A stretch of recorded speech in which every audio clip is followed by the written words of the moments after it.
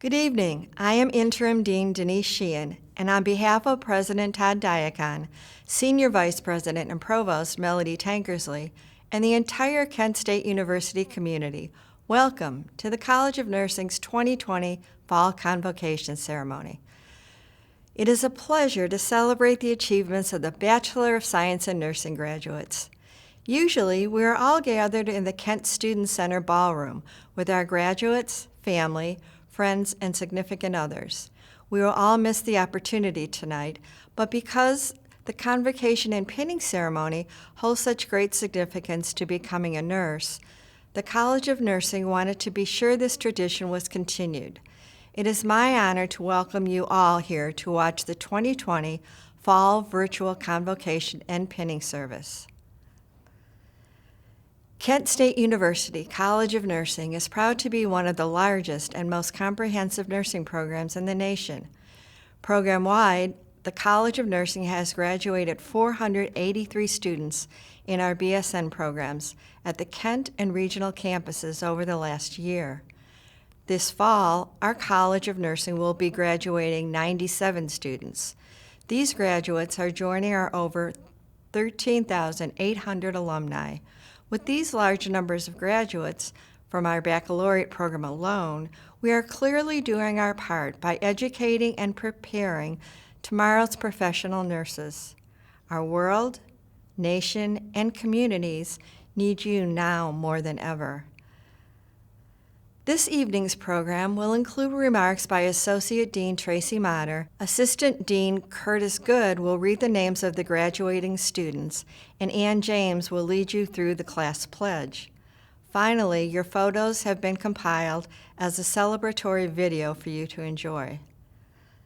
You have all worked so hard and overcome so many obstacles in the attaining of your degree. I am so proud of you and your accomplishments, and I know your family and friends are too. Please enjoy celebrating your accomplishments on this very special day. Here's Associate Dean Tracy Motter, who will lead you through the rest of the ceremony. Thank you, Dr. Sheehan. Congratulations, graduates. Hello and welcome, graduates, families, friends, faculty, and staff.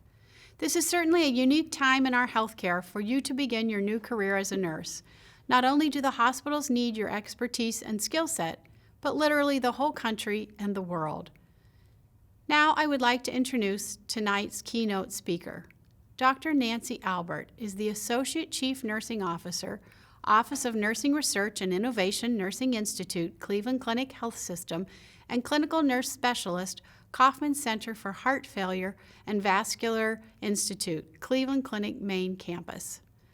As Associate Chief Nursing Officer of the Office of Research and Innovation, Dr. Albert administers and provides research and innovation services throughout the Cleveland Clinic, a multi-center system. She conducts her own program of research and mentors nurses in research and evidence-based practice. Her heart failure programs of research have two themes. First, understanding biobehavioral issues that impact self-care adherence and clinical outcomes, and second, improving conformity to recommended care advocated in national guidelines. Nancy is also an external consultant and educator to nurses and healthcare teams wishing to promote evidence-based nursing practices, nursing research, and innovative thinking. Dr. Albert also serves as a clinical nurse specialist in advanced heart failure within an ambulatory heart failure clinic on the main campus of Cleveland Clinic. She is a clinical educator and consultant to graduate students and hospitals and ambulatory nurses regarding heart failure, cardiac, or intensive care topics. She is widely published with over 350 peer-reviewed publications in medical and nursing journals and 27 book chapters. She is editor and chapter author of the 2016 book titled Building and Sustaining a Hospital-Based Nursing Research Program, and the first author of the 6th edition of Quantum Leadership that was published in fall 2020.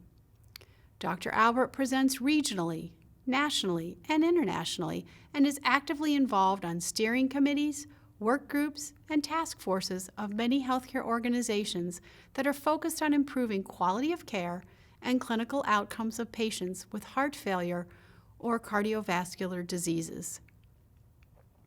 Between October 2020 and September 2021, Dr. Albert will serve as the president of the Heart Failure Society of America, a national multidisciplinary organization. Nancy received the Nursing Leadership Award by the Heart Failure Society of America in September 2018, Healthcare Volunteer of the Year by the American Heart Association in June 2015, and Distinguished Research Lecturer by the American Association of Critical Care Nurses in May 2013. She has 4 fellowships, including the honor of being a Fellow of the American Academy of Nursing since October 2015. Please help me welcome Dr. Nancy Albert.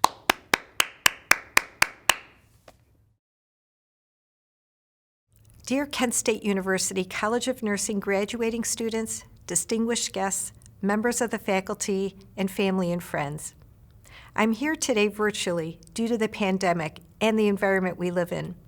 Nevertheless, I'm honored and privileged to be given this opportunity to deliver this address and to celebrate this exciting day with you. I would like to thank Interim Dean and Henderson Memorial Endowed Chair, Dr. Denise Sheehan, for inviting me today.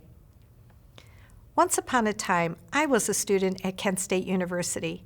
Not just once, but twice, as I received both my master's and Ph.D. degrees here in the College of Nursing. When I began my journey as a master's student, I wasn't sure where my degree would lead me.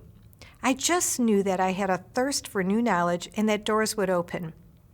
Right now, as you complete your bachelor's degree, you have many doors that are open to you. We need nurses who are focused on clinical excellence and who have infinite compassion, the 2 terms I found highlighted on your website, front and center. Based simply on those 2 terms, I know that you'll have the beginning skills and confidence to go forth in whatever your calling is. Think about what drove you toward this moment in time. Was it that you've always enjoyed caring for others? Was it that you have special memories of receiving care or watching a loved one receive care from a nurse or other health professional? Is this a second career and your decision to become a nurse was based on having steady income and available work?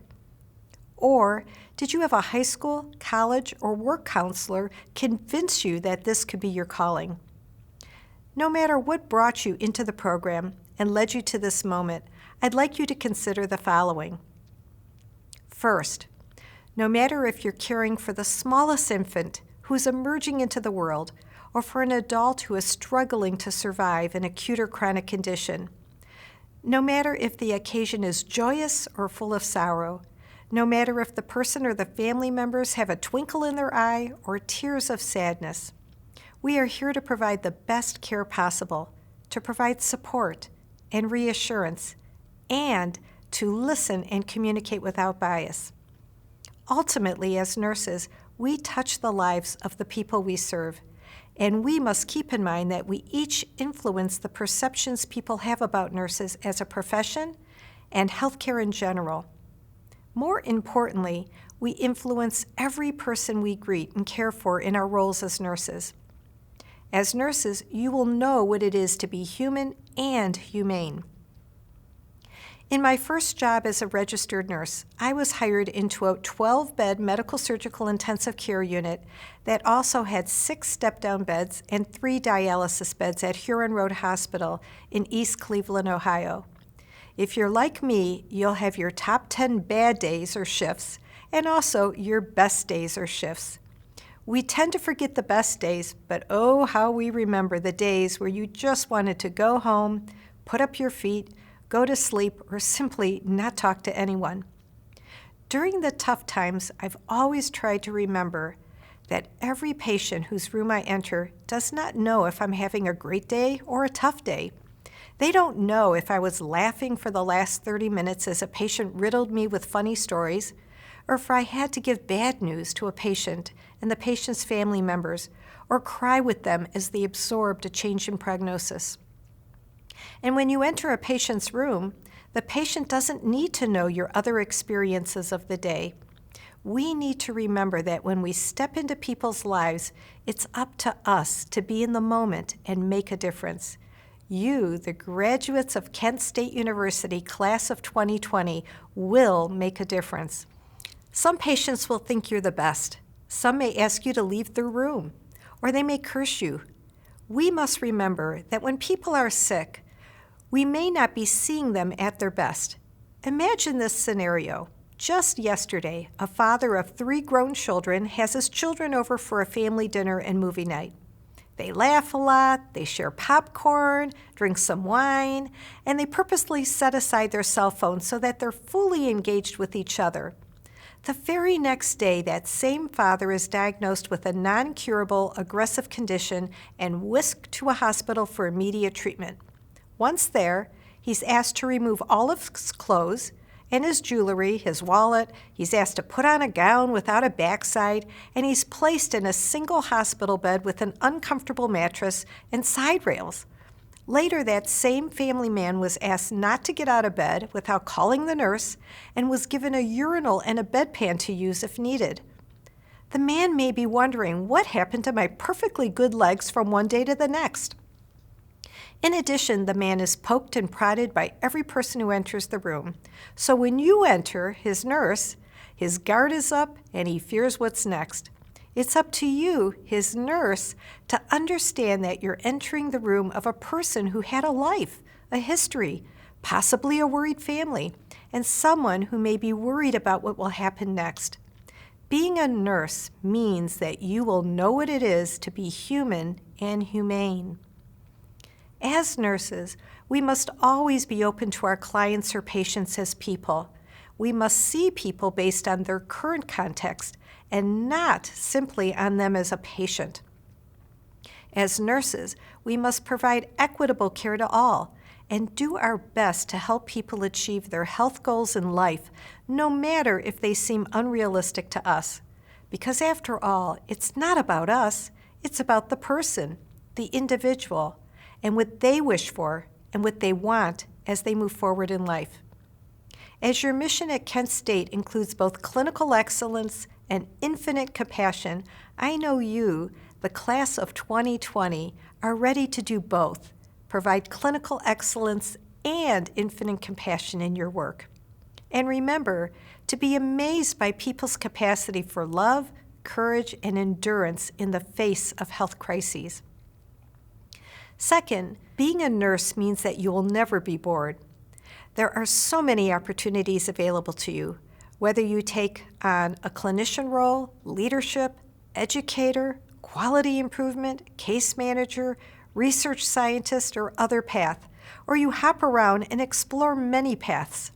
Just think, in what other profession can you decide that a medical unit is not right for you, that you crave being in an operating room, or in a procedure lab, or in the emergency care environment, or working with patients at home as a home care or palliative care nurse?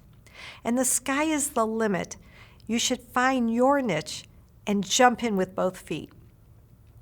Third, I hope that you'll be frustrated and have some failures as you move forward.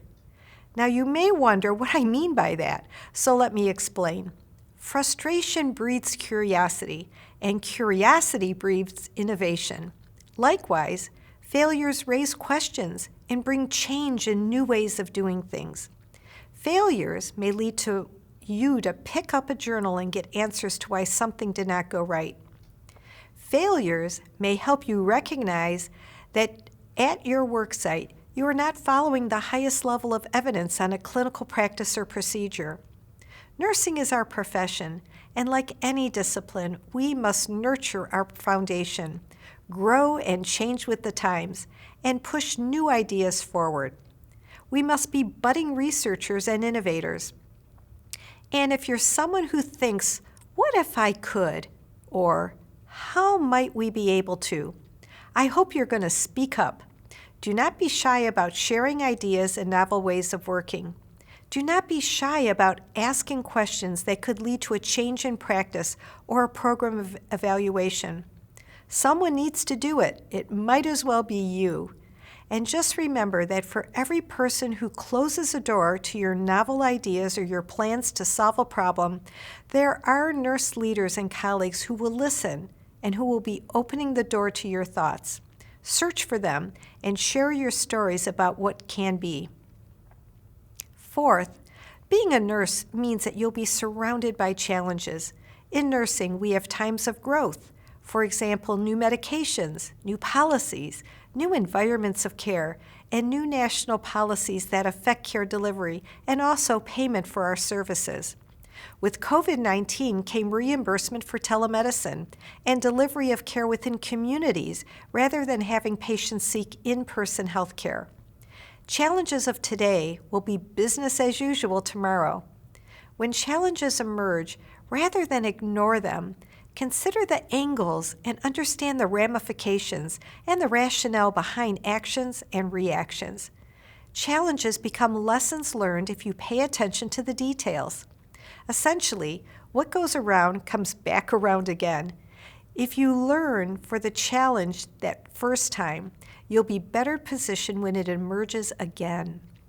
And who knows, you may be the perfect nurse leader to work as part of the team that develops a solution.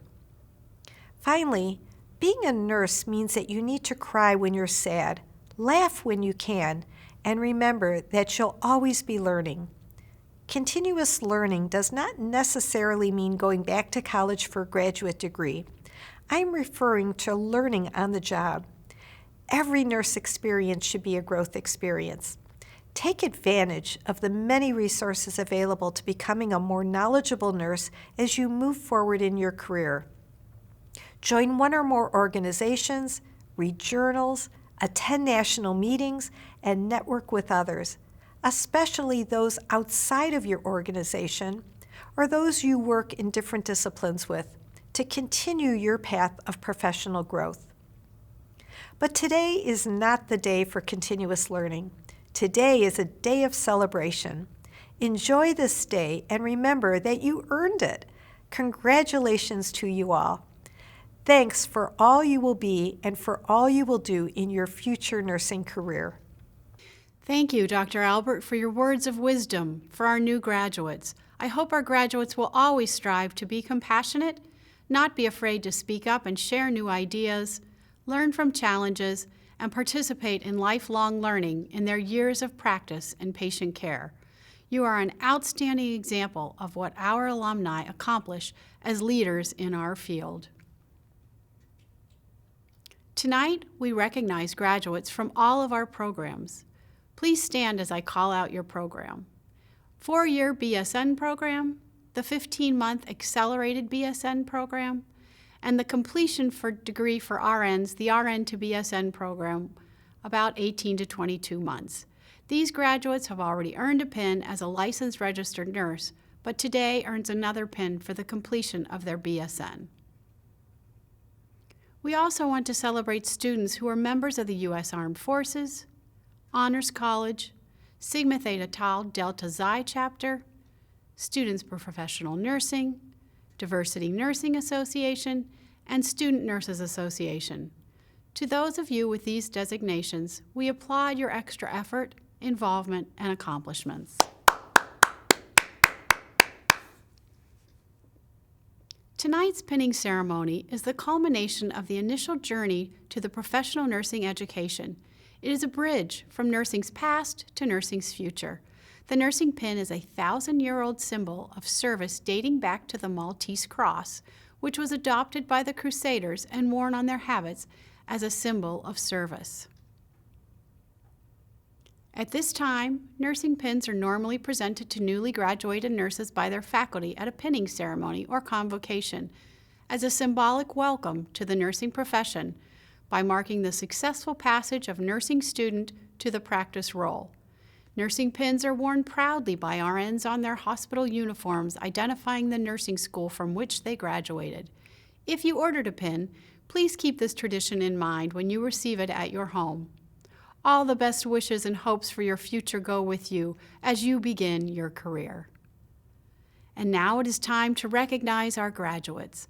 I would like to introduce Dr. Curtis Good, Assistant Dean of Operations and Student Services for the College of Nursing. He will announce each of the graduates by name. Good evening. Here are the names of our graduating students. Michelle Abel, Rochelle Acker, Olivia Arnold, Rachel Banks, Heather Bender, Brady Berlin, Gaga Bandari, Nicole Bigler, Tracy Bovey, McKenna Birch, Kristen Burks, Taylor Cavell, Madison Chapman, Hallie Chepke, Kylie Cole, Jamie Cox, Gretchen Crawford, Kernisha Danley, Lucille Doherty, Mandy Donaldson, Hallie Doyle, Joy Drafton, Sienna Drelian, Sharika Duarte, John Duig, Anna Eccles, Herdicine Epps, Seth Ferentz, Russell Ford, Bonnie Gorzel, Ashton Hawkins, Taylor Hicks, Delaney Higgins, Natalie Hopp, Lori Hornberger, Nicole Horniak, Morgan Hunter, Matthew Huntsman, Amanda Hutchinson, Carrie Hutmacher, Erica Jacobs, Dominic Giacovetti, Jared Jenkins, Paige Jenkins, Miranda Kitty, Emily Klutzy, Ashley Krieger, Kara Kudrow, Lee Ladd, Danielle Lamboy, Joseph Lambright, Anne-Marie Landels, Jillian Lawrence, Jing Lee, Lily Martin, Michael Miller, Nicole Montenegro, Clayton Moore, Madison Moore, Mariah Morris, Rachel Newell, Shelby Nicely, Allison Nolte, Taylor Oliver, Adaizi Oti, Melanie Parrott, Michaela Petre, Molly Farner, Laura Piette, Emily Policiaccio, Whitney Queen, Victoria Raber, Barbara Reed, Lauren Reese, Sarah Raindell, Emily Richardson, Megan Richnavsky, Katie Rohr, Megan Rupert, Sophie Rye, Autumn Shiel, Christine Shumway, Ann Simmons, Joseph Satarik, Megan Summers, Carrie Stadalis, Sydney Terry, Lee Valentin, Charles Vickery, Daniel Waywood, Rachel Watson, Sarah Weckerly, Jennifer Wirich, Spencer Wheeler, Priscilla Wyeth, Catherine Williams, Olivia Witt, Diana Yeager, Caitlin Young, David Zelinka, Shelby Zanobi. Congratulations to the class of 2020. Following tradition, a BSN graduate of Kent State University will lead the latest graduating class through the pledge. This evening, Anne Marie James, lecturer in the College of Nursing, who received her BSN from Kent State in 1992, will do the honors. Good evening. Will the graduates please stand to recite the class pledge written by the graduating class of 1973. We, the graduating class of 2020, do hereby pledge as members of the helping profession to uphold high standards of professionalism, to provide high quality, comprehensive nursing care, to promote primary prevention and optimum wellness, not only as professionals in the clinical setting, but also as members of society, and to be ever cognizant of opportunities for knowledge and of our responsibility for continuing personal growth. This we pledge together as members of this nursing class and individually as members of a vast, expanding health team. Congratulations, job well done. Graduates, you may now be seated. Tomorrow at commencement, each of you officially become alumni of Kent State University and the Kent State University College of Nursing. You have chosen an amazing profession. You have worked hard, and we are proud of each one of you. We hope that you will keep in touch and share your successes with us.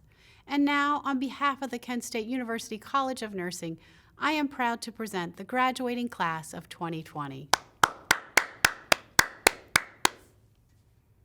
Now, please enjoy a brief slideshow of our students' memories while they're at the College of Nursing. Congratulations, graduates. Best wishes on your continued success.